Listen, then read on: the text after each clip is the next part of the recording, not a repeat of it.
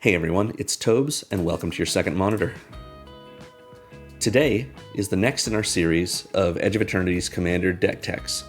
Since EOE is Magic's last in-universe set for 2025, I wanted to showcase some of the cool Commander options it gives us beyond just the ones from the precons. So, I'm releasing a new Edge of Eternities Commander deck every Thursday through September, in addition to my usual Monday Commander deck tech videos. So if you have a request for a specific Commander, let me know in the comments. As you see, today, our commander is Sir Vondam Sunstar Exemplar. Sir Vondam is a knight of the Sunstar Free Company and defends the Dawnspire Star Cruiser, which we saw in last week's deck tech. His role in the Edge of Eternities fiction is awesome. A noble and unstoppable knight making heroic choices and sacrifices for the good of the universe. I'm linking the story in the description below because it's just so good. But for now, before we get into the deck tech, let's go over my deck building template. So I like to build around my commander card. Rather than just having a strong piece in the command zone that gives me the colors I want to showcase what the commander I've chosen actually does. So I choose 30 of my cards to be my game plan. This is what the deck is doing at the table, how it tries to win, basically what I want to do while I'm playing it.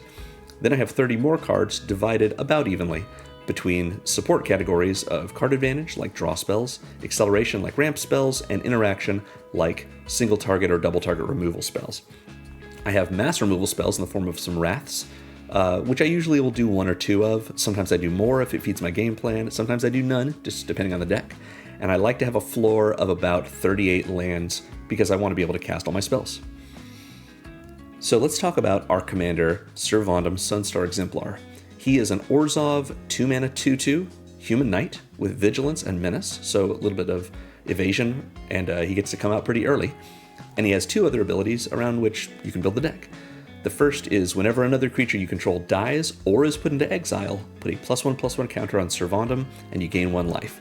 So we're getting half of a Blood Artist trigger, sort of. We're not getting the drain part, but we are getting the gain, and our commander's getting a little bigger.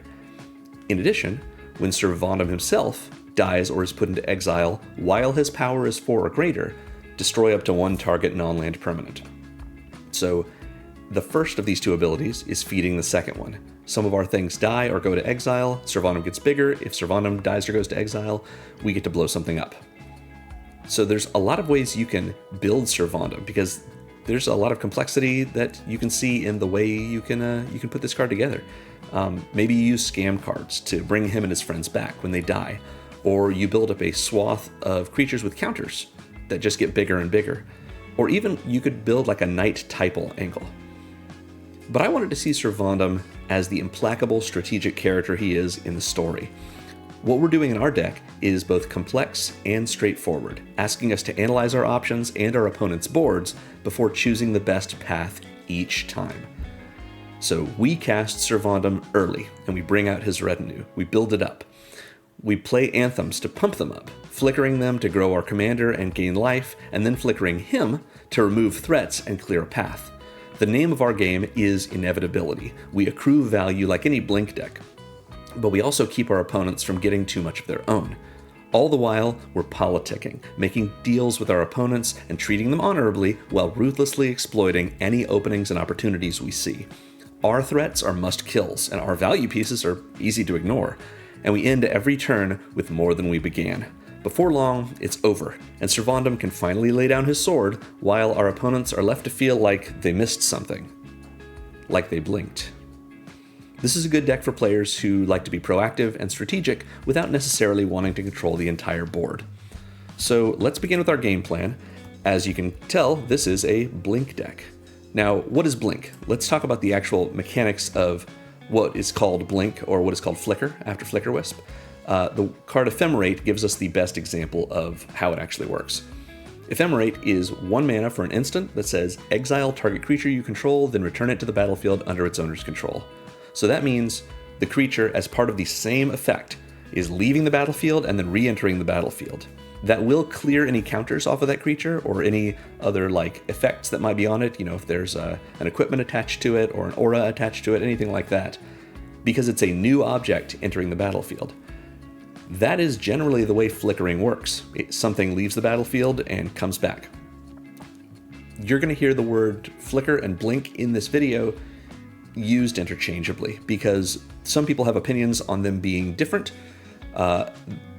but they're essentially the same thing. The way I differentiate it is some cards want you to flicker a card, which is it exiles the creature and then comes right back, and other ones want you to slow flicker it. Slow flickering is the same deal, but as we can see here at the bottom of Charming Prince, we exile a creature and then return it to the battlefield at the beginning of the next end step. So those are generally the two ways that flickering happens. Either it leaves and comes right back, or it leaves and doesn't come back until the next end step with a delayed trigger. So if we were to flicker Sir Vondam in the normal way, Sir Vondam would come right back. If we were to flicker him with a slow flicker effect, technically he goes to exile and doesn't come back until the end step, so after he's gone to exile, we could put him in the command zone if we really want to. We will not do that because the deck is built around being able to flicker him for value, getting him to have a power of 4 or greater, and then flickering him, which puts him into exile and then brings him right back. And if he goes to exile when his power is 4 or greater, we get to blow something up. We're not only flickering Sir Vondam. Anyway, let's take a look. So we were talking about Ephemerate. Ephemerate flickers something, but it also has Rebound, which means as it resolves, we exile this, and then at the beginning of our next upkeep, we can cast it again for free if we want to. Otherwise, it just stays in exile.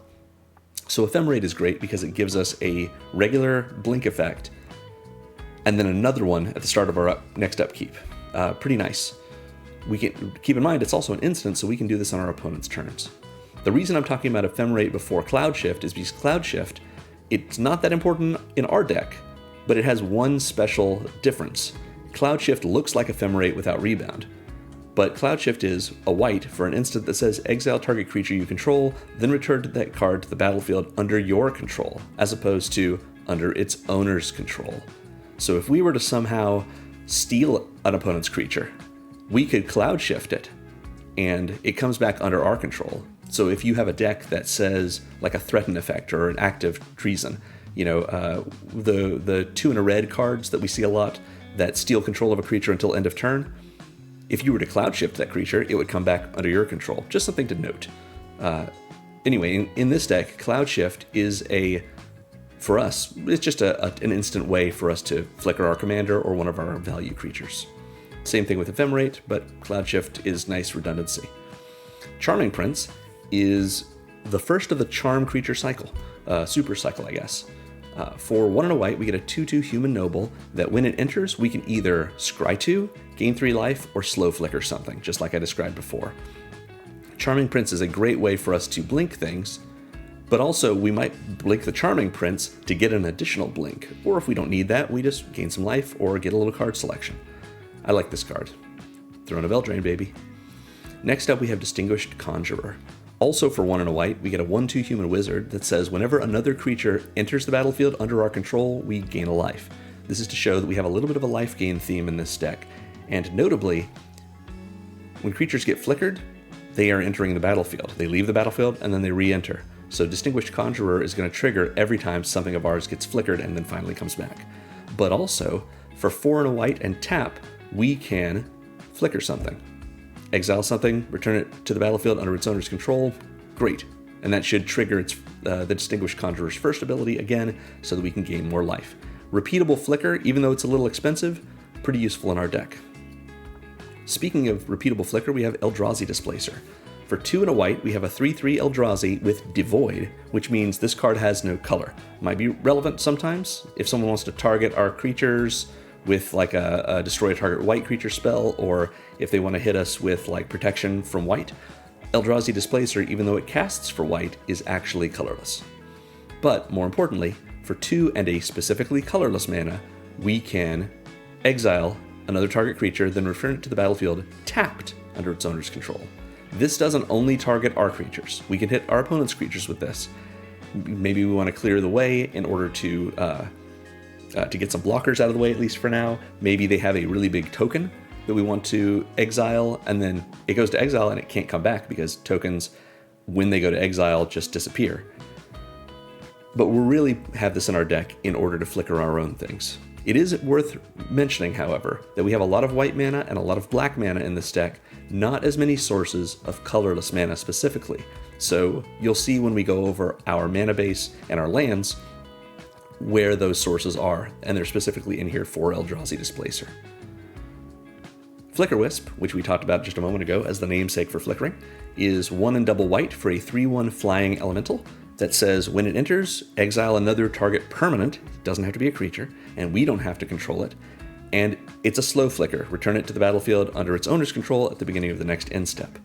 Flicker Wisp would be great if it didn't have flash, or if it had flash, but it's also great just not having it. You know, a 3/1 flyer for 3 is totally fine, and being able to get more value out of whatever we need, especially if it's our commander, is great. So forgive me, Lord of the Rings fans, I don't know who this person is, but I do know that the art is beautiful. Gilrayan, Dundane Protector, Gilrayan? Maybe. Gilrayan is 2 and a white for a 2/3 human noble, who is a legend, that says for 2 and tap, we can either, I'll sum up this text box, it means either flicker a creature or slow flicker a creature. And if you choose to slow flicker it, it comes back with a vigilance counter and a lifelink counter. It has to be a creature we control, and it can only be a creature rather than just any other permanent. But we either exile it and return it to our control, and return to the battlefield under our control, or we exile it and return it at the end step with a vigilance counter and a lifelink counter on it. So we can do this at instant speed. We can do it on our opponent's turn. It'll come back, of course, during the next end step, not just our end step.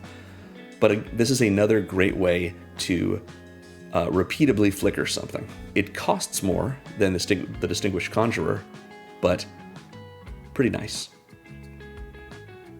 Or rather, the Distinguished Conjurer costs more is what I mean to say. But we have more of an investment. I'll explain. The Distinguished Conjurer's ability costs more, but the card itself costs less, so we have a little bit of a balance there. Next up is Guardian of Ghirapur. For 2 and a white, we get a 3/3 Flying Angel that says when it enters, we exile up to one other target creature or artifact we control. So not any permanent, but we can also hit artifacts, and then return it to the battlefield the next end step. So we've got a nice slow flicker and a flyer. Sometimes these evasive creatures are really good with the Anthem effects that we'll see a little later. Here is another instant that flickers something. It can be an artifact, creature, or an enchantment, and it just flickers it normally, not slowly. Scroll Shift, 2 and a white, flicker an artifact, creature, or enchantment, and draw a card. A free extra draw is nice on top of whatever value we're getting from flickering the creature in the first place. Touch the Spirit Realm, I think, is wonderful for a blink deck.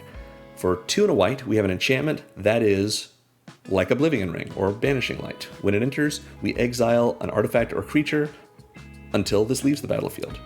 So it's just a removal spell. But if we don't want to use it as a removal spell, we can channel it, which means while it's in our hand, we can pay 1 and a white and discard it to exile an artifact or creature, and then return it to the battlefield under its owner's control at the beginning of the next end step. So either this is a 3-mana Oblivion Ring effect, just as a removal spell, or it's a 2-mana slow flicker. The flexibility is terrific here. Next up, we have All Fate's Stalker from Edge of Eternities. This card is really cool. For 3 and a white, we get a 2/3 Drix Assassin that, when it enters, we can exile up to one target non-assassin creature until this creature leaves the battlefield. So it's a Fiend Hunter. It's an Oblivion Ring on a creature. But also, we can warp this.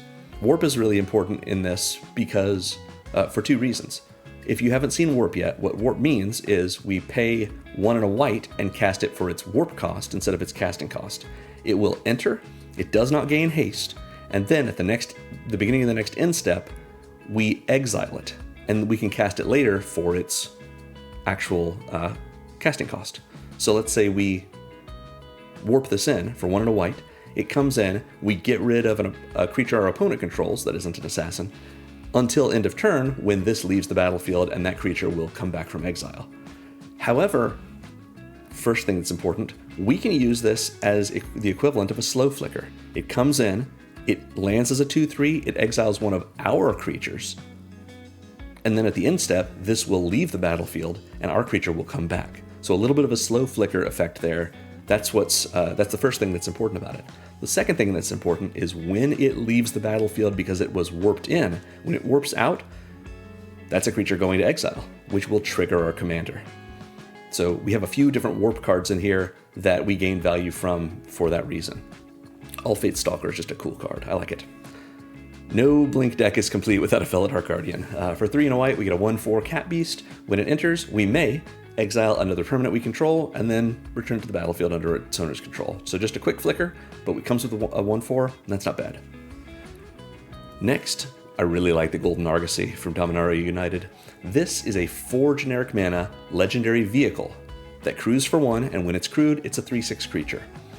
When it attacks, we exile each creature that crewed at this turn and return them to the battlefield tapped under their owner's control at the beginning of the next end step.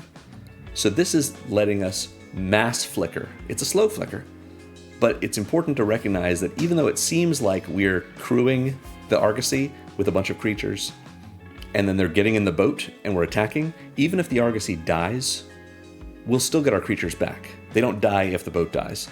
So being able to mass flicker all of our creatures really helps with being able to rebuy their enters effects or trigger our commander's abilities, either his gaining life and counters ability because a bunch of our things left the battlefield, or his own ability, his own leaves the battlefield ability of blowing something up. The Argosy just seems like a lot of fun. Keep in mind though, as opposed to a normal flicker, these come, the creatures that we've crewed the Argosy with come back tapped. So keep that in mind, unless you have another flicker effect to make them untapped again before your next turn, you're not going to have them able to block. Next up is Restoration Angel. Resto Angel is a classic and is wonderful and beautiful Johannes Voss art, one of my favorite Magic artists. For 3 and a white, we have a 3/4 Angel with flying and with flash, so we can flash this in order to get its effect during our opponent's turns. When this creature enters, you may exile target non-angel creature you control, then return it to the battlefield under your control. So similar to things like Felidar Guardian, but we can flash it in. Pretty great. A good way to protect our creatures, a good way to surprise trigger our commander at instant speed and give us a blocker in addition with Resto Angel. Love this card. Next up is Conjurer's Closet. 5 generic mana for an artifact that just says, at the beginning of your end step, flicker one of your creatures. That's it. So you get a flicker every turn just on its own. It's happening during your end step, but that's pretty good. I know if you're familiar with flicker decks, you're probably wondering why I didn't include Teleportation Circle rather than Conjurer's Closet or in addition to it. The reason is because I try to build my decks at a specific budget level, and this is just a cheaper card. As always with my decks, if you look at the bottom of this Moxfield page, which of course the deck list is linked in the description of this video, you're going to see the Considering section, which has a lot of other cards that I thought about putting in the deck, some of which are more powerful and expensive, so if you've got a bigger budget, or you just already happen to own those cards, you can power it up. Some of them are less powerful or more budget oriented, so you can pay a little less if you're building this deck yourself. It is a great idea to put both in this deck. I went for the $5 card rather than the north of $10 card. And Conjurer's Closet is great.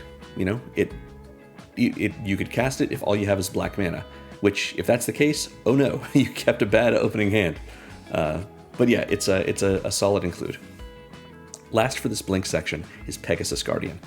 Pegasus Guardian is 5 and a white for a Pegasus, that is a 3/3 flyer, that says at the beginning of your end step, if a permanent you controlled left the battlefield this turn, create a 1/1 Pegasus creature token with flying.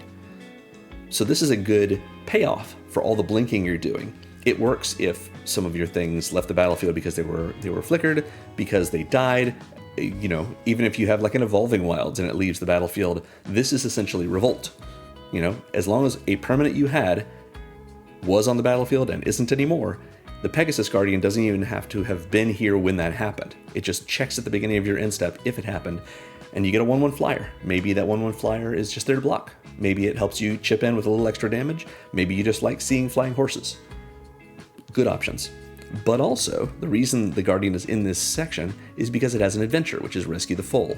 For 1 and a white, we have an instant that says exile target creature you control, then return to the battlefield under its owner's control. Yeah, It's just a quick flicker for 2 mana, and once we use the adventure, Pegasus Guardian will go to exile to the adventure zone, and we can cast it for its casting cost. This is why the way this plays out is why I think that Warp is just what if an adventure was also a permanent. So yeah. So those are our Blink cards, and I know you're thinking, that's only 16 cards. Shouldn't we have 30 in our game plan? We do, but it doesn't help for me to just label all cards as just game plan. I want to get them labeled as what they actually do for us. So let's look at the next part of our game plan beyond just blinking things, which is, I know you're surprised, it's Lifegain. Lifegain is really helpful to us in this deck because we have payoffs for it, and it gives us enough cushion that we can be strategic and watch every part of the board and just sort of win the game by paying more attention to what's going on in the game than our opponents, while taking a little bit of damage and not worrying about it, because we're going to win in the end. So first we have Cleric class. This is a class enchantment, which means it comes in, it costs a white, and it has this first ability, level 1. While it's in play, at sorcery speed, we can pay 3 and a white to level it up to level 2, and once it's level 2, we can pay 4 and a white to level it up to level 3. And however many levels we're at, it has all of those abilities. So ability 1 is if you would gain life, you gain that much life plus 1 instead. Pretty good. When Sir Vondam's middle ability triggers, we'll put a counter on him and gain 2 life instead of just 1. At level 2, whenever you gain life, put a +1/+1 counter on target creature you control. This essentially doubles Sir Vondam's ability, rather than one of our creatures dying or going to exile, meaning he gets a +1/+1 counter and 1 life. Between the two of these, he's getting 2 counters and 2 life. Or we could take this counter and put it on a different creature. But we're probably trying to get Sir Vondam up to power 4 so we can use his last ability. Finally, level 3, when this class becomes level 3, return target creature card from your graveyard to the battlefield and you gain life equal to its toughness. Remember, we gain life equal to its toughness plus 1. So this is just a one-time effect, but being able to reanimate something is pretty great. We have a couple of other reanimate cards for if our creatures don't get to be flickered, if they just die, that will still trigger Sir Vondam, and then we can get them back. Next up, we've seen Charming Prince, and we've seen Distinguished Conjurer. Let's talk about Senu, Keen-Eyed Protector from the Assassin's Creed set. For 1 and a white, we have a legendary bird scout. With flying and vigilance, it is a 2/1. It has tap and exile it to gain 2 life and scry 2. Gain a little life, we get a little card selection, but most importantly, as long as this doesn't have summoning sickness, we have a way to trigger Sir Vondam's middle ability all the time. We just exile this, one of our creatures has gone to exile, Sir Vondam gets a counter, we gain a life. And when a legendary creature we control attacks and isn't blocked, if Senu is exiled, put it onto the battlefield attacking. So it's not going to get blocked because blockers have already been declared if one of our creatures isn't blocked, because the question of whether a creature is or is not blocked only applies after the declaration of blockers and still during combat. So it's sort of like the time that ninjutsu exists, or is a valid time to activate it. So anyway, let's say we attack with Sir Vondam. Remember, he has Menace, so he might not get blocked. And if he attacks and is not blocked, and Senu has already been exiled, which maybe we did at the beginning of combat to make Sir Vondam bigger, Senu will come right back in, and it's not tapped and attacking because Senu has Vigilance, so it's just attacking. Then the next turn, we've controlled Senu since the beginning of our turn, and we can do it all again. A great way to gain a little life, get a little scry, sort of do a good imitation of Charming Prince with their first 2 abilities, and come right back. I think this is a really cool card for this deck. Next is Circuit Mender, one of my favorite value pieces in the deck. For 3 generic mana, it is a 2/3 artifact insect. So any of the things that can flicker our creatures or can flicker artifacts. Most of the things that flicker artifacts can also flicker creatures, but When it enters, we gain 2 life. When it leaves the battlefield, doesn't say dies, it says leaves the battlefield. Draw a card. So that second ability will trigger when it leaves, when it gets flickered, when it gets exiled, when it gets bounced, when it gets shuffled back into our library. Whatever it's doing to leave, we're drawing a card. So being able to get some incidental flicker on the Circuit Mender is great because it'll leave and draw us a card, it'll re-enter and we'll gain 2 more life. Just a pretty good bug.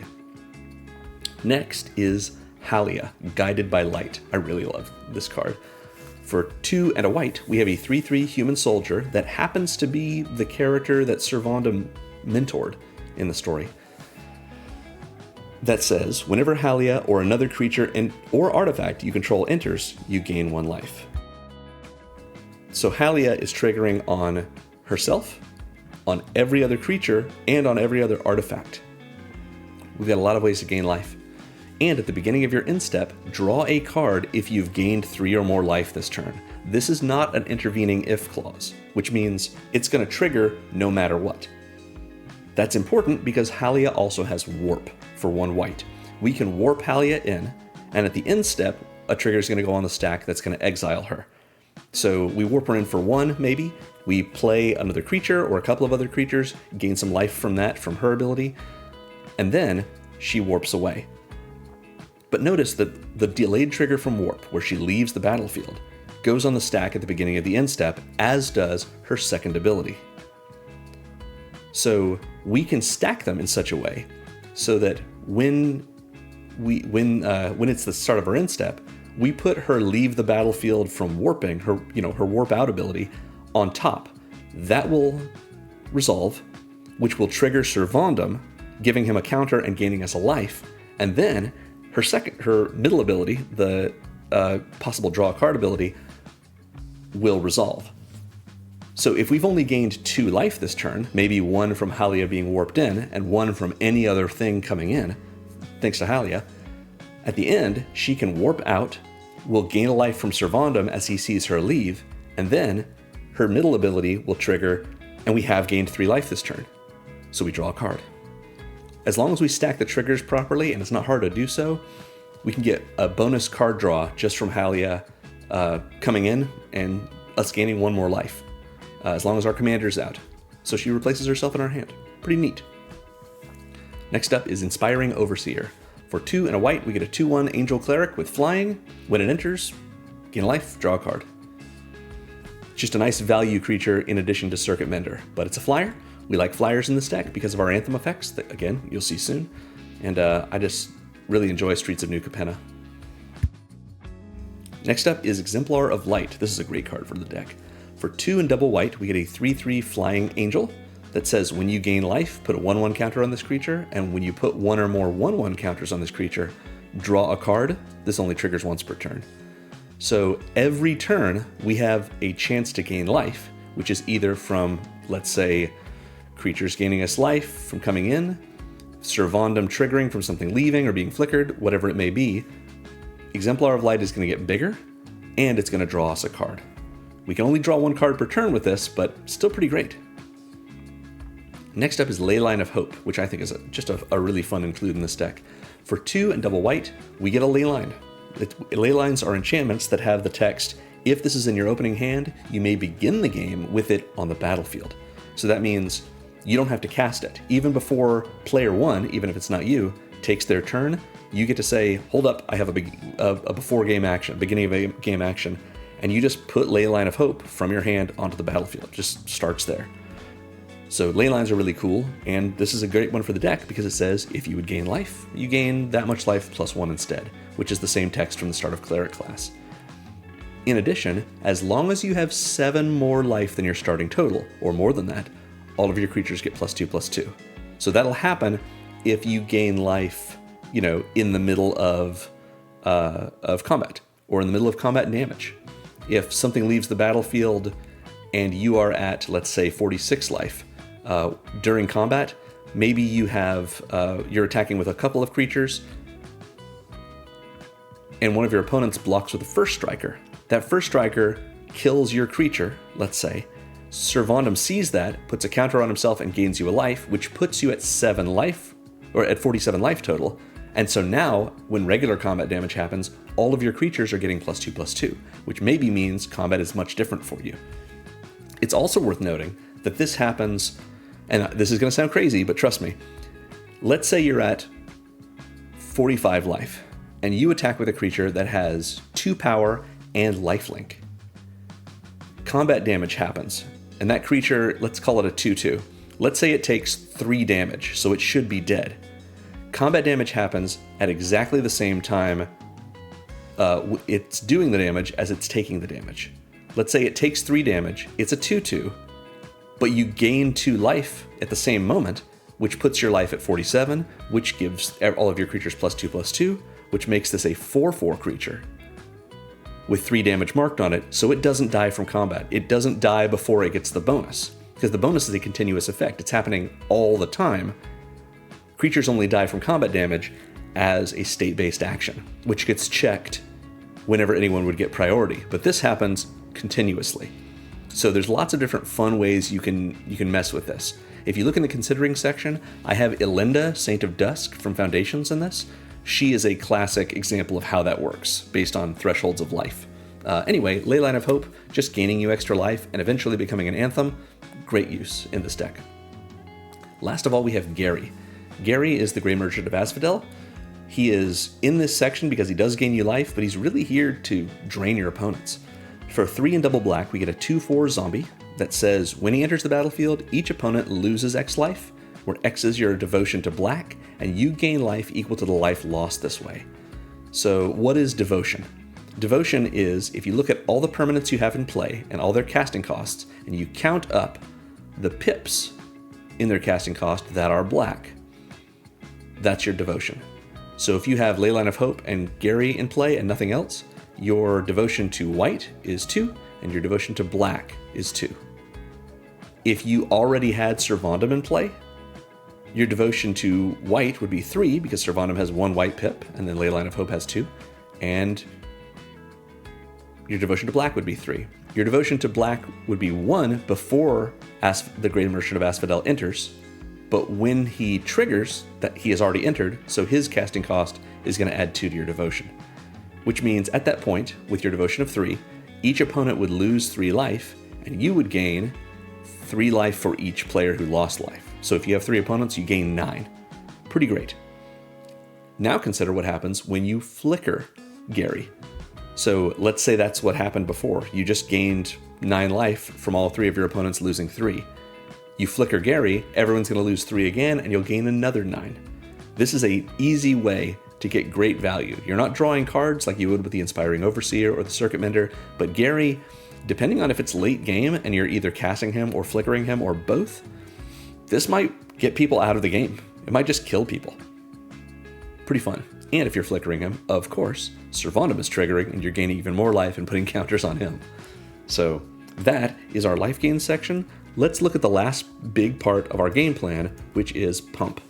Now, a lot of these Pump cards are anthems. An anthem is a card like Leyline of Hope or like In the Trenches that just gives a constant bonus of power and toughness to all your creatures.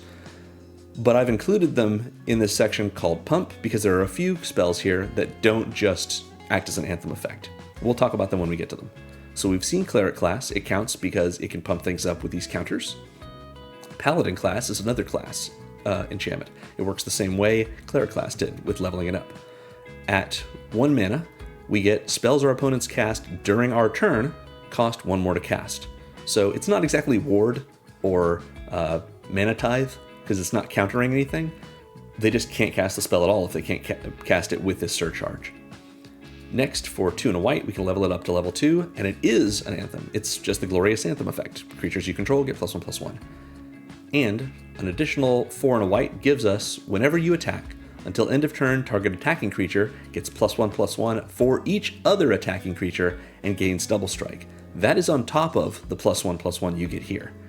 So it's getting bigger if you've got any other attacking creatures, but whether you're attacking with other creatures or by itself, that creature gains double strike, which is a great way with Sir Vondam just to win you the game. Sometimes people only have a single blocker. Having a Menace Commander is nothing to sneeze at. So Paladin class, a lot of fun and gives us great ways to sink our mana later on when we don't have the cards in hand to cast it. Same is true of Cleric class, but Paladin class tends to overperform in my experience. Next is our first spacecraft, Lumen class Frigate. I played this card in Standard. For 1 and a white, you get a spacecraft with station, which means you can, at sorcery speed, tap another creature you control to put an amount of charge counters on the frigate equal to that creature's power. Once you've got at least 12 counters on the frigate, it is a creature with flying and lifelink and power and toughness of 3/5. But it doesn't really matter if you get up to the 12. Sometimes it's going to take you a while to do that, and it's nice to have a 3/5 flyer with lifelink. But even better, it only takes two counters. So a 2/2 creature tapped to station it as soon as it comes in. So Sir Vondam, to give all other creatures you control +1/+1. So the frigate can come in, and as long as we're willing to tap any of our 2-power creatures, it suddenly gives +1/+1 to all of our other creatures, including that one that we tapped for it. And now, since they have extra power, it makes it easier for them to station it up to 12. And just being able to pump things up is pretty great. Now I know you're wondering, why are we talking about these anthems in the first place? Because if you put counters on a creature, if you put counters on Sir Vondam with something like Cleric class or Sir Vondam's middle ability, and then we flicker Sir Vondam, he comes back without those counters. So his power may not still be 4 or greater, and we can't take advantage of his last ability. But if we have anthems in play, if we have Paladin class leveled up to level 2 and Lumen class frigate with 2 or more charge counters on it, then all of our creatures are getting +2/+2 all the time, and Sir Vondam flickers. That'll trigger his last ability. He'll come back, and his power is still 4, so we can flicker him right away again if we want to, and blow something else up. Anthems are the way that we're mostly keeping his power where we want it to be. So that's why I've got them in the deck, and why I've emphasized them so much, as we will continue to see in this section, with In the Trenches. In the Trenches is a better glorious anthem. For 1 and double white, we get an enchantment that just gives all of our creatures +1/+1, but also, for 5 and a white, we can exile target non-land permanent we don't control until In the Trenches leaves the battlefield. We can only activate this as a sorcery, and only once. What that means is, this is an Oblivion Ring effect. It hits, or Banishing Light I should say, it hits any non-land permanent, and it sticks it under In the Trenches. So until In the Trenches goes away, that creature or other permanent is just gone. Plus, we're still getting the +1/+1. However, we can only do this once, so it's only one thing, but we have a few flicker cards that can hit any permanent we control. So maybe we flicker In the Trenches, and we release whatever thing is under the card, and then it comes back. We can rebuy this, because having re-entered the battlefield, In the Trenches is a new game object. So the only once only applied to the first time it was on the battlefield. The reason that's useful is because maybe we exile an opponent's commander. The likelihood that they're going to leave it exiled is pretty low. They're probably going to take it out of exile and put it back in the command zone, which means we've spent 5 and a white just to put their commander back in the command zone, giving them a surcharge to cast it again and forcing them to do so. Then we flicker In the Trenches, we get our anthem back, and we can do this all over again. Maybe with the same commander, maybe with a different one, maybe a whole different creature altogether. Lots of little tricks we can play with In the Trenches. We've seen Leyline of Hope. Let's look at Marshal's Anthem. Marshal's Anthem is 2 and double white for an enchantment that, ignore the first ability for a moment, it just gives all of our creatures +1/+1. So it's glorious anthem, but it costs 1 more. So why do we want to play that? Well, because it has multi-kicker. Multi-kicker means when we cast this, we can pay an extra 1 and a white as many times as we want. So we can cast this for 2 and double white, like it says. We can cast it for 3 and triple white, for 4 and quadruple white, for 5 and quintuple white, and so forth. And when it enters the battlefield, we return up to X target creature cards from our graveyard to the battlefield, where X is the number of times this was kicked. So it is a 4-mana glorious anthem, and if for every 2 mana we're willing to spend in excess of that, we get a creature reanimated directly from the battlefield to our from the graveyard back to the battlefield. This just brings our stuff back. That's great. So if we had stuff die, and Sir Vondam was not one of them, Sir Vondam's getting triggers from that. Then we bring it all back with Marshal's Anthem. Pretty great. And it's not bad to just spend 4 mana for an Anthem effect. If that's all we can afford at that time, it's still going to help us.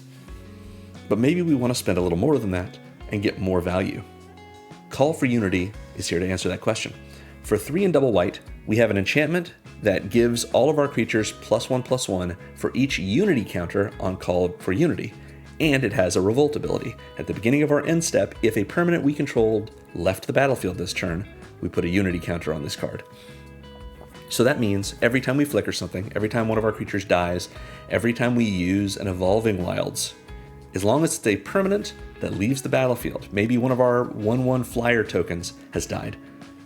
It doesn't matter if it's a non-token permanent. It's not restricted. It's just a permanent left the battlefield. It doesn't even have to have happened while Call for Unity was on the battlefield. At the end of turn, if that happened, we put a counter on Call for Unity, and then that's a permanent bonus every one of our creatures is getting as long as Call for Unity is in play. With the way that we are blinking our creatures, generally this is going to happen every turn. So it starts off as a more expensive In the Trenches or Lumen-class Frigate or Glorious Anthem, but it just gets better and better and better. These are the kind of things that our opponents will want to remove, which means they're using their removal, especially their enchantment removal, on 5-mana enchantments, but we have so much redundancy for it, and they're not using their destroy any permanent removal, like their Utter Ends and what have you, on our commander, or our creatures, or our other value pieces. Like I mentioned, our threats are must kills, and our value pieces are kind of easy to ignore, because we have so many of them, like Cathar's Crusade.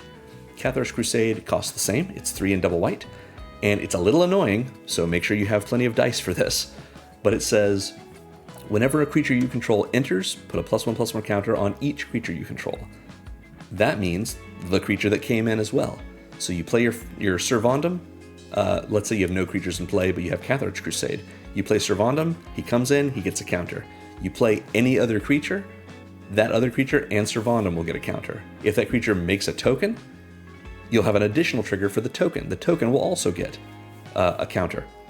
And it just builds up and builds up. Now these counters go away, obviously, when you flicker things, but then they re-enter and you get that counter back, plus a counter on everything else.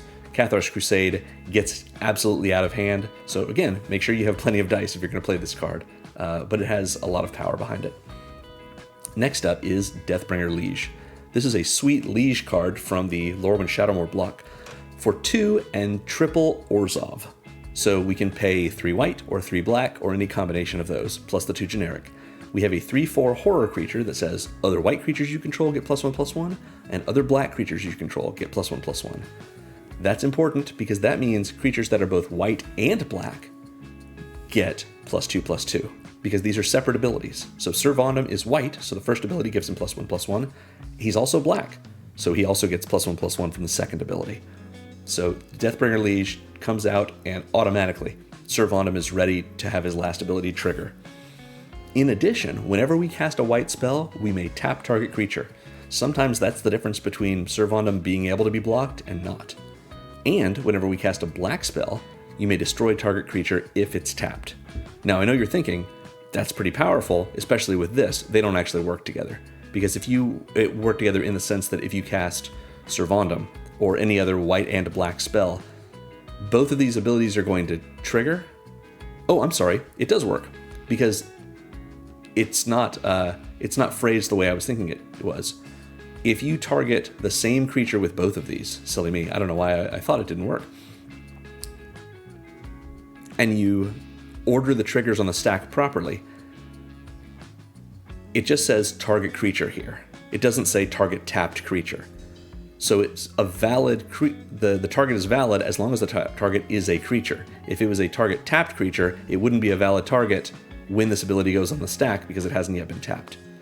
But if you put these on the stack at the same time, and then you let them resolve in the right order, the creature will get tapped, and then it will be destroyed if it's tapped, which it now is. But, of course, we could also just target something that is already tapped, that's untapped, and then target something already tapped and get it anyway. Or tapping something that's already tapped doesn't do anything for us, but in any case, Deathbringer Liege, if you're casting a black and white spell, can kill anything you can target. Pretty good. Valkyrie's Call is next. This is 3 and double white for an enchantment that says whenever a non-token, non-angel creature you control dies, return that card to the battlefield under its owner's control with a +1/+1 counter. It has flying and is an angel. So this is one of our couple of reanimation pieces, much like Martial's Anthem. It means that if we have a creature die and it wasn't an angel, it's going to come back as an angel. It flies, it has a counter, pretty good. If we then flicker it, it's going to lose all of that. It's going to lose the counter, it won't be an angel anymore, and it won't have flying unless it already had it. But that means we got our creature back. It means it died, so it triggered Sir Vondam. It came back, we flickered it, so it triggered Sir Vondam again. And if it's, assuming it's not an angel, which of course it wouldn't be in this case, Valkyrie's Call will trigger again once it dies again. It'll come back a second time with a 1/1 counter and flying and be an angel. Obviously, if one of our angels dies, it won't trigger because this only triggers on non-token, non-angel creatures, but a pretty great way to ensure that we don't lose our creatures at least the first time they attack or block, and that they get to trigger our commander when that happens. Next up is the only card in this deck that I consider a Wrath. It's not a very strong Wrath, but it's something. Ethereal Absolution is 4, a white, and a black for an enchantment that gives all of our creatures +1/+1 and all of our opponent's creatures -1/-1. So this is not an until end of turn ability. This is constant. If our opponent has a board full of 1/1 tokens, they all die. If they play a 1/1 creature, it enters the battlefield and immediately dies because the -1/-1 is still in play. If they make a bunch of tokens that are 1/1s or 2/1s or any kind of X1 creature, they make those tokens, they play a creature card, those things are going to die right away. And even if they don't die, that reduction is still happening. So their 8/8 commander might become a 7/7 commander. This is really helpful to us, especially because our things are all getting +1/+1 in addition. So that 2-point swing, any of you who have played with or against Elish Norn Grand Cenobite, you know the 4-point swing is really powerful. This one is still pretty good. But not just that. We can also pay 2, a white and a black, to exile a card from an opponent's graveyard. So we just stop people's graveyard strategies, because this can be activated at instant speed. And if that was a creature card, we make a 1/1 white and black spirit creature token with flying. So we're making a bunch of 1/1 flyers, but remember, our creatures get +1/+1. So it's a 2/2 flyer for as long as Ethereal Absolution is out. A 2/2 flyer for 4 that's repeatable, that's pretty great value, especially on top of these other effects. So Ethereal Absolution, really great. And if those little spirit tokens die, that's okay. Trigger Sir Vondam.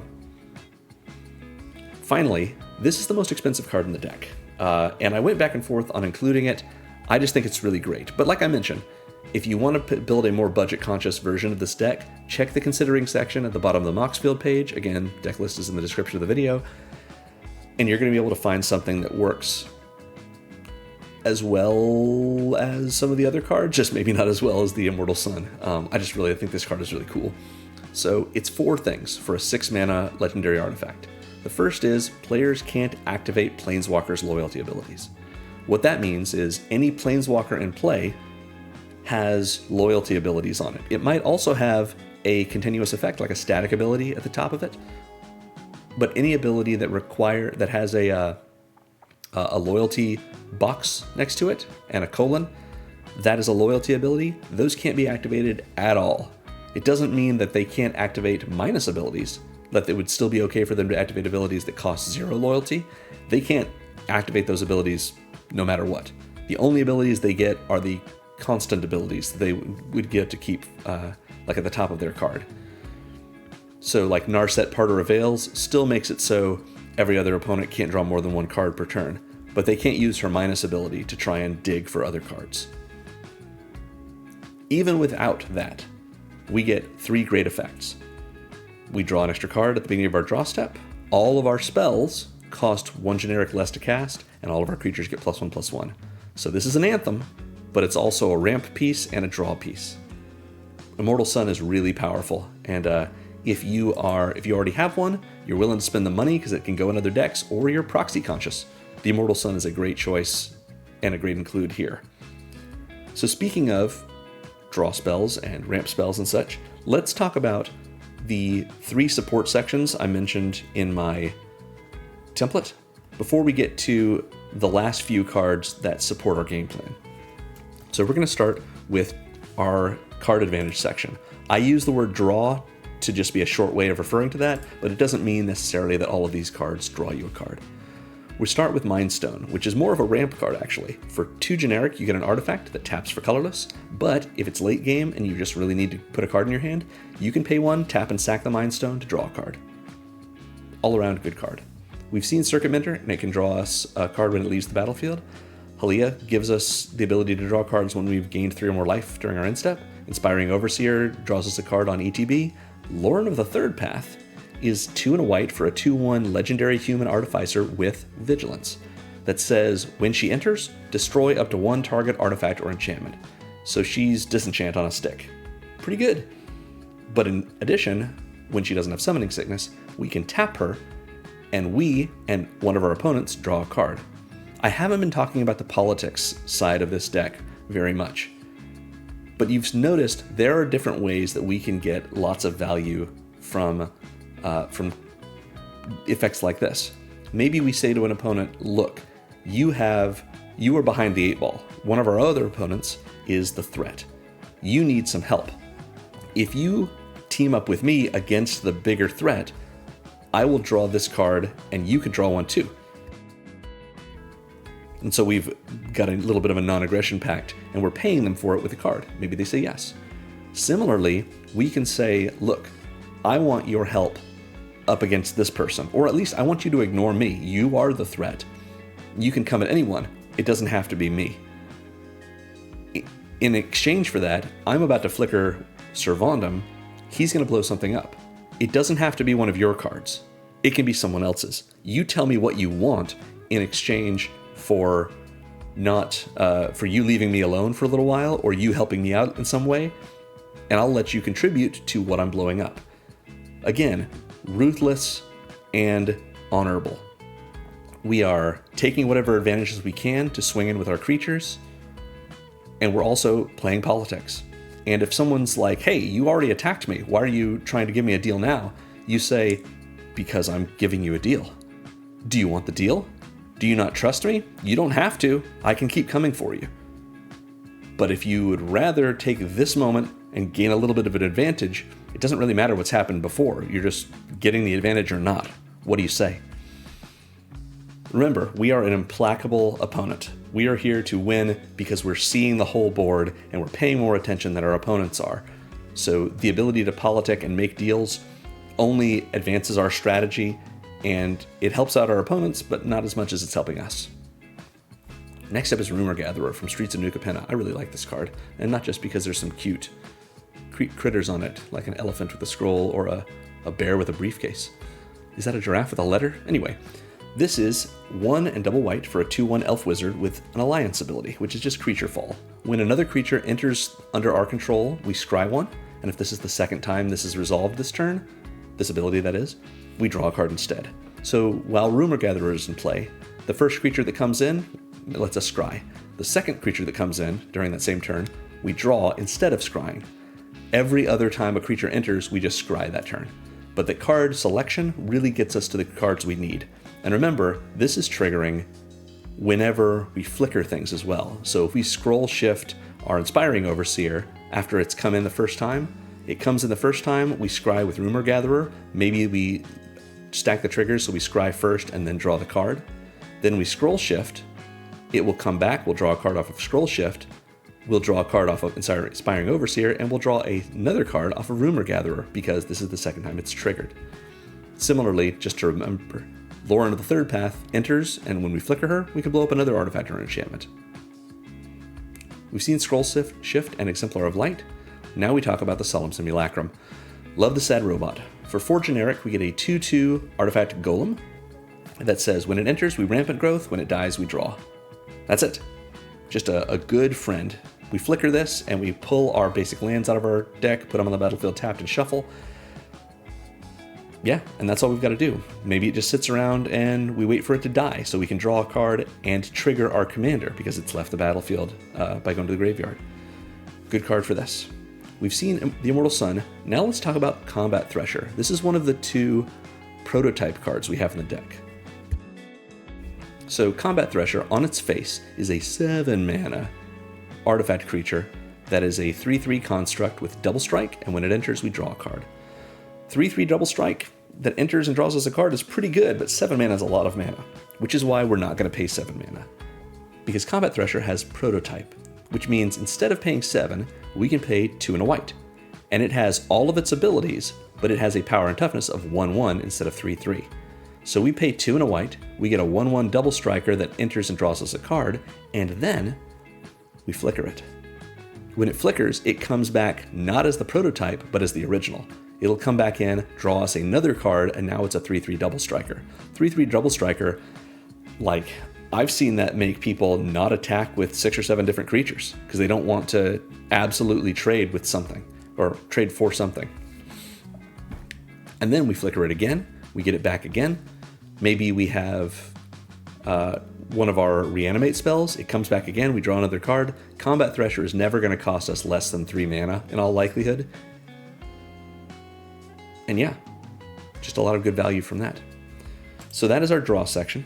Let's look at our acceleration section, which again, we're just calling ramp, but it's acceleration.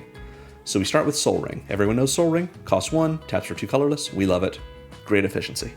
Next is Wayfarer's Bauble, which I love because not only is it 1 mana for an artifact that lets us pay 2, tap and sack it to Rampant Growth, but that's what a Lander token is. If you haven't seen them, Lander tokens are new, specifically defined tokens in Edge of Eternities that come as a token that have the ability, pay 2, tap and sack it to Rampant Growth. So I like seeing Wayfarer's Bauble here as a sort of like, it's a Lander token we put in with our Space Commander. I just think that's cool. Arcane Signet, also another auto-include, 2 generic, taps for 1 color, 1 mana of any color in our commander's color identity. We love it. I'm going to skip to the Mind Stone, which we've seen already, which taps for colorless. Then we've got the Signet and the Talisman. These are both 2 mana rocks. The Signet requires us to pay a mana into it, and then it makes 2 mana. So it's the same as tapping 2 lands.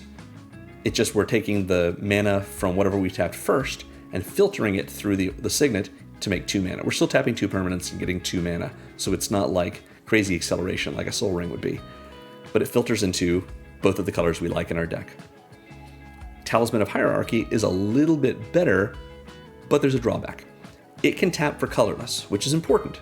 Just like Soul Ring and Mind Stone, Talisman of Hierarchy can give us colorless mana that we can use for Eldrazi Displacer.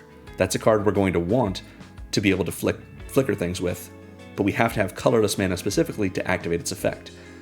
Arcane Signet produces mana that is colored. It's not colorless. Colorless is not a color. Surprise, surprise. So we couldn't use it to activate the to pay the colorless cost in Eldrazi Displacer's ability, but we can use the colorless mana that Talisman of Hierarchy makes. Or we can tap this for a white or a black, but then it deals 1 damage to us. We have a Lifegain package in this deck. We don't care that it's dealing damage to us. That is fine. So Talisman of Hierarchy, better than Orzhov Signet, but both very good, and 2 mana rocks are always helpful, especially in a deck with a curve that's lowish like ours is. Next up, we've seen Solemn Simulacrum, and we've seen the Immortal Sun. Let's talk about these 2 creatures, Knight of the White Orchid and Claim Jumper. They're doing similar things in the deck. Knight of the White Orchid is 2 white for a 2/2 Knight with First Strike. Claim Jumper is 2 and a white for a 3/3 Rabbit Mercenary with Vigilance. But they both do almost the same thing. When the Knight of the White Orchid enters, if an opponent has more lands than us, we can search our library for a plains and put it on the battlefield and shuffle. It doesn't say tapped. When Claim Jumper enters, if an opponent has more lands than us, we can search our library for a plains, and we do put it on the battlefield tapped, but if an opponent still has more lands than us, we can do it 1 more time, and then we shuffle. So Knight of the White Orchid can find us a plains untapped, Claim Jumper can find us possibly 2 plains that are both tapped. The reason these cards are in this deck are not just to go get us a land and help us catch up with our opponents if we have to, but also we have a couple of typed duels. You may be accustomed to seeing those if you play with shock lands or surveil lands.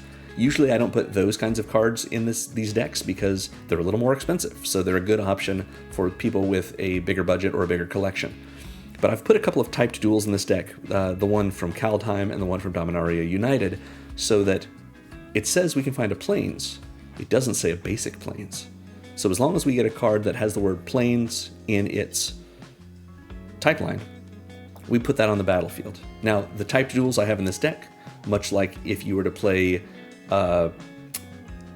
the Orzhov-colored Surveil land, Shadowy Backstreet, it's going to come in, and even though Knight of the White Orchid doesn't say tapped, that card does say tapped. So the ones we have in here and something like that, it will come in tapped still, but you're not getting any worse off with Claim Jumper doing that. So, but of course, both of these can get a basic plains if that's all you want, and the one from Knight of the White Orchid will come in untapped. Or maybe Claim Jumper, you get one of our typed duels, you already have the other one in play, so you just get another basic plains. No big deal. These are solid ramp pieces. Finally, let's talk about interaction, which again, I just call it removal, but it's several different kinds of interaction. So Swords to Plowshares, Path to Exile, these are the same card with one little difference. They're both instants that cost 1 white mana and exile a target creature. Incredibly efficient removal. But they give kickbacks. Swords to Plowshares gives the controller of that creature life equal to the creature's power. Path to Exile lets them rampant growth. Find a basic, put it into the play tapped, shuffle. Both of these are completely worth it. So unless you're playing against someone who's got a lot of life gain payoffs or some kind of landfall deck, you always want to get rid of your biggest, scariest things with these cards if you can. Just hold them up until you need them. Next, I've started using Emergency Eject in these decks rather than Stroke of Midnight, even though I love Stroke of Midnight. They both do something similar, but Emergency Eject is a little more fun. For 2 and a white, you get an instant that says destroy target non-land permanent. Its controller creates a Lander token. Like I mentioned, Lander token is just a Wayfarer's Bauble. Pay 2, tap, sack it, rampant growth. So it costs 2 more than Path to Exile, but it can hit any non-land permanent rather than just a creature, and they have to pay mana in order to get their land. So I think that the Lander token is a little less advantageous than a 1/1 creature that Stroke of Midnight would give. I think Emergency Eject is a really great upgrade from that. We've seen In the Trenches and how it can O-ring something. Lauren of the Third Path can disenchant something. Touch the Spirit Realm can also O-ring something, but if we want to just channel it, that's also removal. You know, it's more conditional, but it gets rid of a token forever. It gets rid of an attacker, at least until end of turn. They can be really useful to us. All Fate's Stalker, again, is an O-ring, or it's an O-ring. We can also use it to flicker something. Ravenous Chupacabra, another great choice for flickering. For 2 and double black, we get a 2/2 Beast Horror. When it enters, destroy target creature an opponent controls. It's just murder on a stick. And every time we flicker it, it murders again. Thanks, Ixalan. It's horrible. We've seen Deathbringer Liege, how it can kill things. Now let's talk about Witch of the Moors. I like this card so much that I built a historic deck on it, out of it, or based around it, on Arena when it came out. So 3 and double black for a 4/4 human warlock with Death Touch that says at the beginning of your end step, if you gained life this turn, each opponent sacrifices a creature and you return up to 1 target creature card from your graveyard to your hand. So it's not strictly Reanimate, it's more Raise Dead. It goes back to your hand. But each of your opponents is losing a creature, and it only requires you to have gained life at the end step, which is Sir Vondam's whole thing. We have lots of life gain in this deck, and if our commander's in play, as long as we've flickered something or had something die, Witch of the Moors is triggering, and we're getting something from our graveyard back to our hand, and each of our opponents is losing something. Witch of the Moors is just a lot of fun. Plus, it's a 4/4 Death Touch, and look at this crazy art. Anyway. For 8 mana, we have Ashen Rider, 4 double white and double black. It is a 5/5 flying Archon that when it enters or dies, exile target permanent. So this is a great option for flickering, of course. If it dies, we also get to exile something. We're just getting rid of the biggest, scariest things, even a land if we'd really need to. And then maybe Witch of the Moors is triggering and we're getting it back. It costs us 8 again, but it's worth paying for that if we get to exile the worst threat on the battlefield. This is just one of the best examples in the deck for we get rid of something to clear our own path so we don't have to worry about being blocked or being stymied by our opponent's game plans. So we've seen a little bit of Reanimate. Let's talk some more about our other ways that the deck can support its game plan without cards that are strictly meant to follow it. So we have a few Reanimate cards, which we've seen 4 of. Cleric Class, level 3 can reanimate something. Marshal's Anthem, Multi-kicking it can reanimate several things. Valkyrie's Call automatically reanimates things when they die without being angels or tokens. And Witch of the Moors, it's not reanimate, but it raises our dead. Next up we have Athreos Shroud Veiled.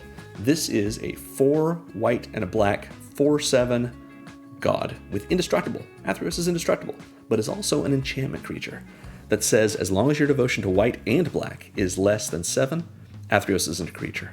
What that means is we add up our devotion to white and our devotion to black, and if that number is 7 or more, Athreos is what he seems to be. If it's 6 or less, Athreos is just an enchantment and is not a creature. Still indestructible, but it just isn't a creature and just sits there and has his abilities without being able to attack or block or anything. His abilities are, at the beginning of your end step, put a coin counter on another target creature. Coin counters don't have an inherent ability or an inherent effect. Athreos just cares about them. Because whenever a creature with a coin counter on it dies or is put into exile, return that card to the battlefield under your control. So this is a way we can steal our opponent's creatures, because it doesn't say put a coin counter on another target creature you control. If we want, we could put this on our opponent's commander, which would be probably kind of crazy because they're probably going to put it back in the command zone, but we can put it on any of their non-commander creatures that are pretty scary, and as long as we can get those things to die or go to exile, whether it's because of a board wipe, because of one of our removal spells, doesn't matter, we get to return that card to the battlefield under our control. But we also might just do this to our own creatures. This is a great way to keep Sir Vondam coming back. Now we only get one coin counter each turn on our end step, but we're able to bring our things back over and over and over when they die. Plus we get to take our opponent's stuff and maybe we want to cloud shift it, and now it stays ours forever. I mean, it was already going to be ours forever, but hey, that's nice. Athreos is just a cool card, and look at this incredible art. Just beautiful. Next, we are going to the synergy section.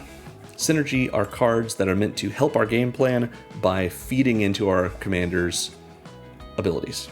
So we start with Blade of Selves. This is just very spicy. For 2 generic mana, we have an equipment that equips for 4 and gives equipped creature Myriad. Myriad means when the creature attacks one of our opponents, we make a tapped and attacking copy of that creature, and each of those copies is tapped and are attacking a different player or one of the planeswalkers they control. So if we have 3 opponents, we attack opponent A, we're going to make 2 copies, each of which will go after opponent B and C respectively, or a planeswalker controlled by B or C. So yeah, and also we can be attacking a planeswalker or a battle or something rather than an opponent, because there's always a defending player. And then at the end of combat, we exile those tokens.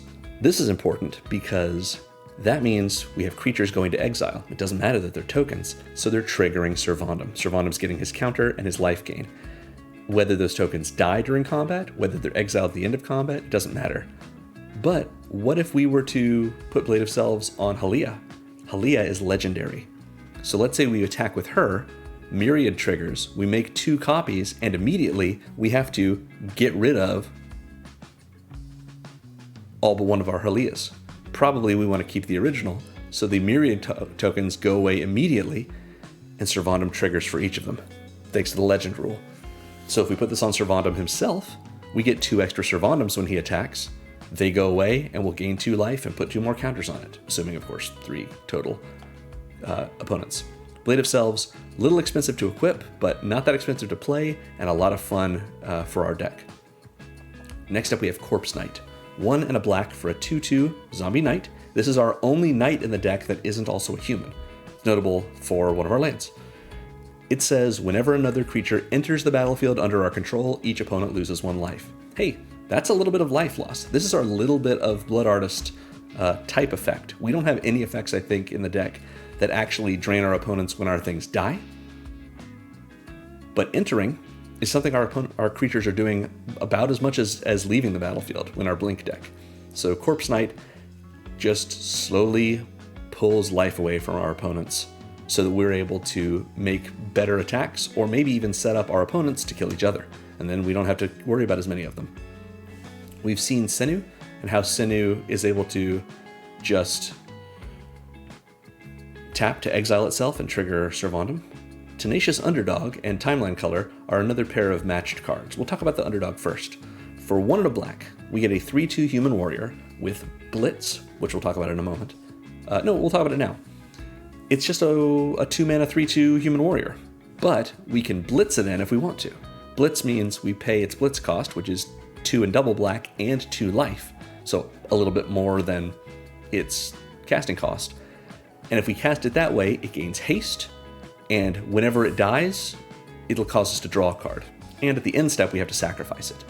So it means it's coming in, it has haste, and it's definitely going to trigger Sir Vondam, either by dying in combat or when we sacrifice it at the end step. And when it dies, no matter how it dies, either from the sacrifice trigger or from dying in combat or any other way, we'll draw a card. In addition, we can play the Underdog from our graveyard by blitzing it in. We don't care about paying the life, we've got plenty of life gain in this deck. So we blitz this in every turn, it comes in, it's going to die somehow, which means Sir Vondam's going to get triggered, and we're going to draw a card when it does. So it keeps adding more cards to our library, to our hand.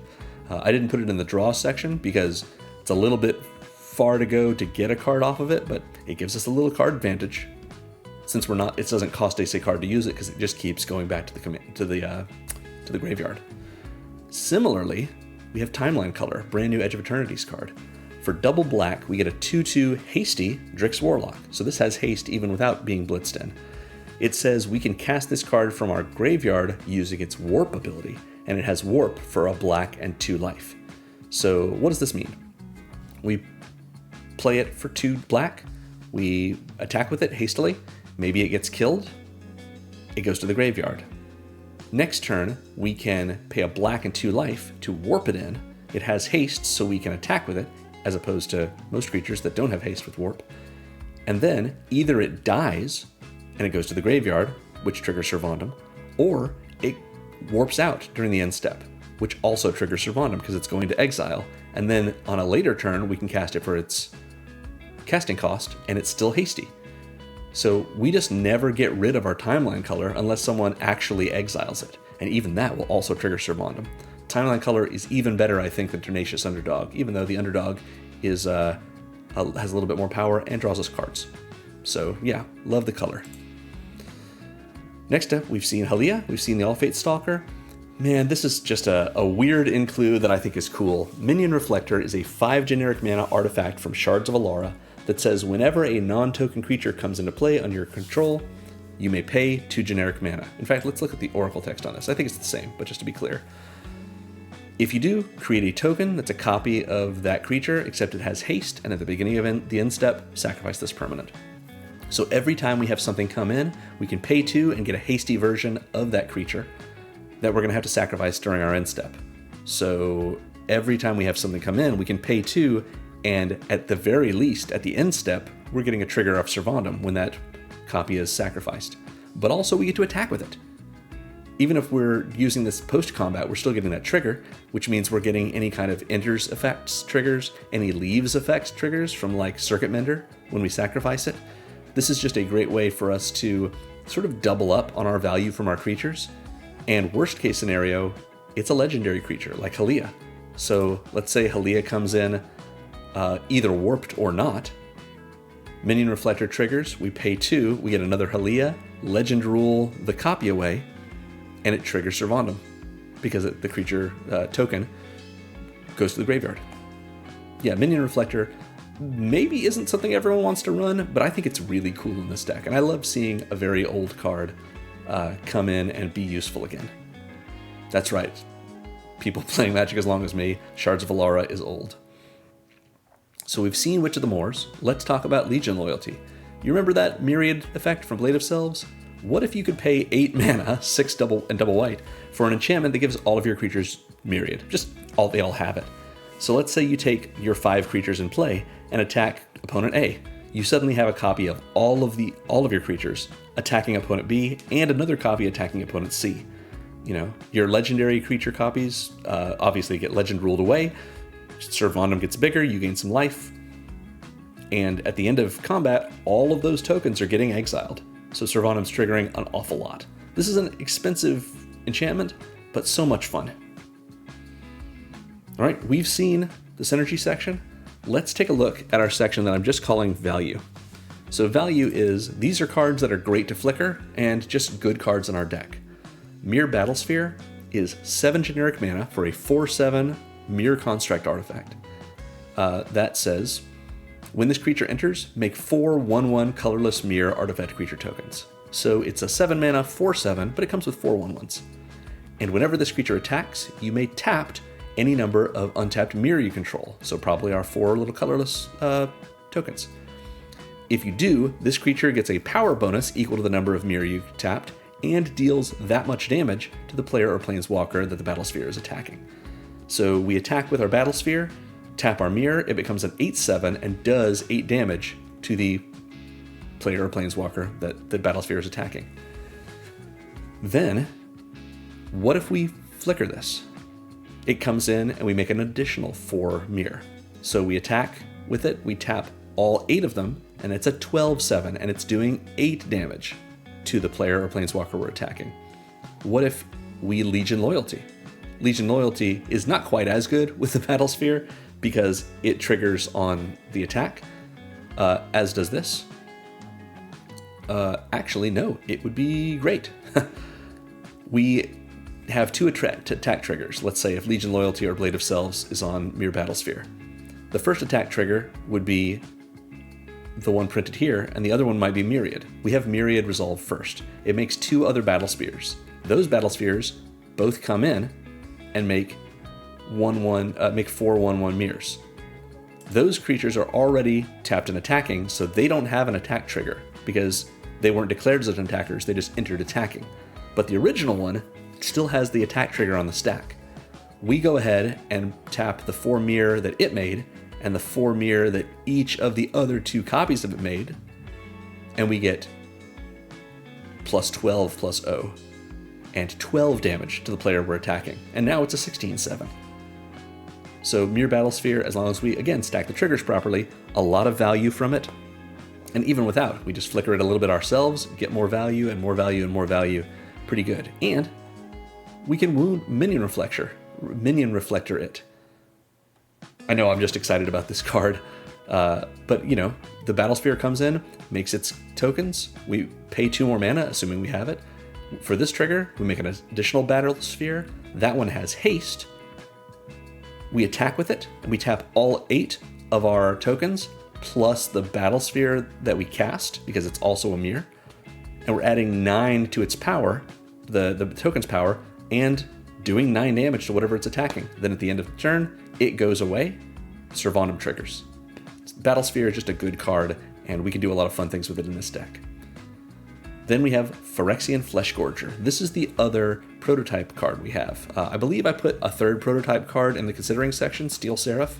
But regardless, Phyrexian Fleshgorger, on its face, is a 7 mana, 7/5 artifact creature Phyrexian Worm with Menace and Lifelink. 7/5 Menace and Lifelink is not nothing. And it has Ward, pay life equal to its power. So in order for anyone to target this with an ability or a spell, they've got to pay 7 life, or whatever they've targeted it with gets countered. But we're not going to pay 7 to play this. We're going to pay 1 in double black, and then we're going to flicker it. Even if we don't, or until we don't, it comes in as a 3/3 Menace Lifelink with Ward, pay 3 life. Fleshgorger is delightful. Unless, of course, you are facing it, and then it is horrible. I've already mentioned that Ethereal Absolution is our nod to Wraths in this deck. We have a lot going on, and fitting all the things we wanted to do in this deck, you know, it didn't leave us a lot of room for other options, but we're in white and black, so if you want to add more Wraths to this deck, you have lots of options to do so. Let's finally go to our lands. We'll try and go as quickly as we can through the land options we have, even though we have quite a few of them. Our deck is, let's take a look at where it is. Our deck is mostly, it's a crazy curve, but a lot of cheap ones. Our deck is very much white. It's about 2/3 white, and we have other black in here, but it's important to get our black mana out so we can cast our commander on turn 2. So we're running about 14 plains and 5 swamps. This ends up working out all right because we have a lot of dual lands. We're running Orzhov Basilica as our bounce land, which just, of course, helps us hit our land drops as long as we're playing it after turn 2. Otherwise, we might have to discard down. We've got an Isolated Chapel. It's a check land.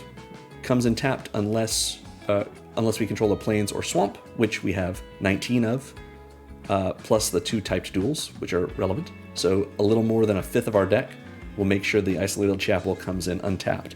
If you wanted to upgrade this, you might upgrade it to Shattered Sanctum, the slow land, because that's more likely in a commander deck to come in untapped. Next, we have 2 filter lands. I have Desolate Mire. I really like these because Desolate Mire is just our Orzhov signet. You know, we have to have some other mana to get it, to activate it, but when we do, it makes 2 mana. So we're tapping 2 mana sources for 2 mana. Works out fine, filters our mana. We also have Fetid Heath. Fetid Heath, in order to filter it, it needs to have specifically white or black mana, but that's most of our mana, and it can turn that into either double white, double black, or 1 and a black, like Desolate Mire. But in addition, it can just tap on its own for colorless mana, which is great because it means we don't need another land in order to make it make mana the way we would with Desolate Mire, but also we can use this for Eldrazi Displacer's ability. One more good source for that. Next up, we have 6 fixing lands. Let's go through them pretty quick. Command Tower is the same as our Arcane Signet, in the sense that it's a land, but it taps for 1 mana of any color in our commander's color identity, so it taps for white or black, comes in untapped. It's great. Path of Ancestry is Command Tower, but worse and better, because it also taps for either white or black, but it comes in tapped. However, when you use its mana to cast a creature spell that shares a type with our commander, we scry 1. So I'm sure it bears noting, our commander shares creature types with itself. So when we cast our commander with Path of Ancestry, we're going to get a free scry. Our commander is a human knight. We have 9 total humans in the deck, including our commander, and we have 2 total knights, or 3 total knights really. But 2 of those knights are our commander and another human. So we have the Corpse Knight is the only other knight in the deck that isn't already covered by the human category, which means we have a total of 10 cards, so 10% of our deck is going to get us a scry when we use Path of Ancestry's mana to cast it. Then we have Myriad Landscape. Myriad Landscape it comes in tapped, but it can tap for that precious colorless mana in case we need to use it for Eldrazi Displacer, but it's also a source of ramp. For 2 and tap and sack it, we can go search for up to 2 basic lands that share a land type and put them in the battlefield tapped and shuffle. It's a little slow, but it's on a land, so the opportunity cost is low. And it lets us find the 2 lands that we need the most. If we're desperate for black mana, we can go get that. If we're not, we're probably getting white because that's what we have the most of. We just can't get 2 basics that don't share a land type. Finally, we're running 3 soft fetches. We've got Evolving Wilds, which we tap and sack to find a basic tapped, it's just rampant growth. We have Obscura Storefront, which does the same thing and gains us a life, but we can't hold it up. When it enters, it automatically sacrifices itself. Then we find a basic plains or swamp. We could find an island with it if we were in a blue deck. That goes on the battlefield tapped, we shuffle, and we gain a life. So a little more life gain for us. And finally, we have Temple of the False God. Temple of the False God is another ramp land. Some people don't like this land. I think it's great. It's a soul ring as a land. It just requires us to have at least 4 other lands in order for it to tap at all. So if it's in our opening hand, that's not terrific for us, unless we have, a lot of other lands or ways to get it.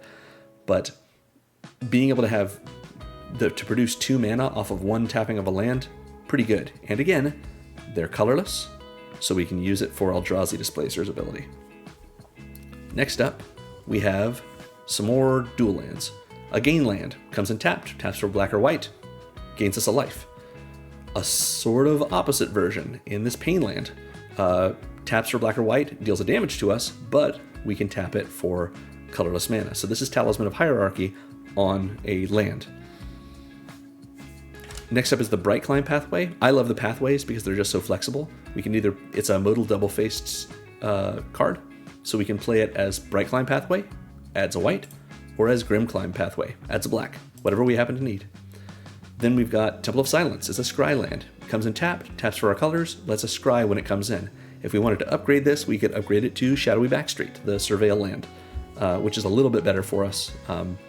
generally, Surveil lands are better, and also the Surveil lands are typed, so we could fetch for it with Claim Jumper or Knight of the White Orchid. Here are the type duels we're actually running. We've got Sunlit Marsh, which is, again, it's a tap land, taps for black or white because it's a plains and a swamp, and Snowfield Sinkhole. It's exactly the same land, except that it's a snow land, which isn't relevant in our deck. These are pretty great in this deck. I don't typically run these, but it's useful in a deck that has such a lopsided mana, like a lopsided color balance. We have so much more white than black, and we have two things that can go fetch this, so I think pretty helpful. If we wanted to upgrade this, we could use Godless Shrine, the shock land that's in white and black. Last, we have 3 utility lands. I always run Demolition Field, or almost always, because in the pods I play in, land destruction is not a thing you want to do too much of. It's just a little rude. But we want to be able to deal with something that is dangerous, like a Glacial Chasm, or a Maze of Ith, or even a Rogue's Passage. Demolition Field taps for colorless, so that's relevant. But we can also pay 2, tap, and sack it to blow up a non-basic land that our opponent controls, and then they rampant growth, and we do too. But it's not exactly rampant growth, because the basic lands come in untapped. So they replace themselves. We're only down 2 mana rather than 3, because it costs us 3 lands to activate, but we get 1 back. Rogue's Passage is good in a deck with a commander that we keep getting bigger and bigger. And also for the strategic choices we're making when we attack, we want to be able to make some of our creatures unblockable. So this taps for that precious colorless mana, or we can pay 4 and tap it to make one of our creatures unblockable. We can also use this politically. So we say to our opponent, look, we're not attacking each other, but we've got to take out this guy. Why don't you take your big creature or your commander or something and attack them, and I'll make it unblockable as long as you keep leaving me alone, or as long as you give me this other benefit. You don't have to do it. It's your land. You've got the mana sitting up there, and you can use it for yourself. Which means, again, it's no skin off your teeth if they don't want to do it, but it can only be to your benefit. It just costs them whatever you ask them to pay for it. At last, Vault of the Archangel. This is a land that taps for colorless, or for 2, a white and a black, and tap, all of our creatures gain Death Touch and Lifelink until end of turn. This is great. It gives us a lot of life gain. Early game, Lifelink is sort of like evasion, because people don't want to lose the things that they've only just gotten out. If we have our commander, we've got a vigilant, life-linking, death-touching menace creature. That's a lot to deal with. And if it's bigger than just the 2/2 from any number of sources in this deck, it's just very dangerous. And it doesn't only apply to just one creature. It's all of our creatures. 5 lands getting tapped for that, completely worth it. So that is Sir Vondam Sunstar Exemplar. That about sums it up. Again, I'm going to be releasing a new Edge of Eternities commander deck every Thursday until Spider-Man drops at the end of September. So let me know in the comments if you'd like to see a specific commander or a style of deck for that commander. Thanks for watching, everyone. Make sure to like and subscribe, and remember, magic is fun. You should play more Magic.